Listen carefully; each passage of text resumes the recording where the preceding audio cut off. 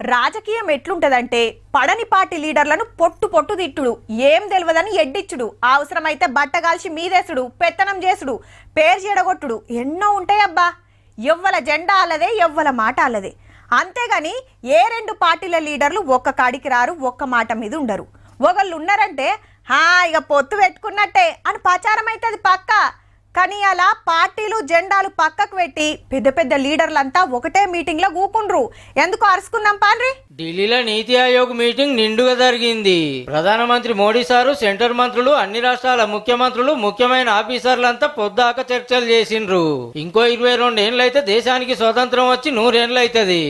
అప్పటి వరకు డెవలప్మెంట్ దేశంగా మారుస్తారట పక్క. ప్రాజెక్టులు, నీళ్లు, కరెంటు, కంపెనీలు, ఇండ్లు, రోడ్లు, చదువులు ఇట్లా ప్రతొక్కటి మాట్లాడుకున్నారట. ఎవల రాష్ట్రానికి ఏం కావాలనో అడుగుడు సుతన అడిసింది. నడిమిట్లా బిరేకులు తీసుకుంటా నవ్వుకుంటా ముద్దుగా మాట్లాడుకున్నారు. పార్టీ లేరైనా అందరు ఒక్క కాడ కలిసినందుకు ఇదో సంబురం. మన సీఎం రేవంత్ రెడ్డి సార్ బోవుడు ఇదే తోల్తా.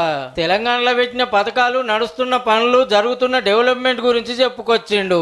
అప్పట్లో కేసీఆర్ సార్ అస్సలు పోకపోతుండే. ఇదో పనికిరాని మీటింగు, పల్లి బఠానీలు బుక్కే ముచ్చట్లని ఎడ్డిచ్చేది డుమ్మాలు కొట్టి. కానీ రాష్ట్రానికి రావాల్సినవి కావాల్సినవి డిసైడ్ అయ్యేదే ఈడ. ఎవరికి ఏం అక్కరుందో చెప్పుకుంటే దాన్ని బట్టి పనులు, పర్మిషన్లు, పైసలు వస్తాయి అన్నట్టు. ఇన్నేళ్ల తర్వాత నీతి ఆయోగ్ మీటింగ్ లో మన సీఎం ఉన్నాడు అన్నట్టు. ఇది అయిపోగానే మోడీ సార్ను కలిసి మాకు అది కావాలి, ఇది కావాలి అని అడిగిండు. ఇక మరి వాళ్ళు ఏమిస్తారో చూడాలి.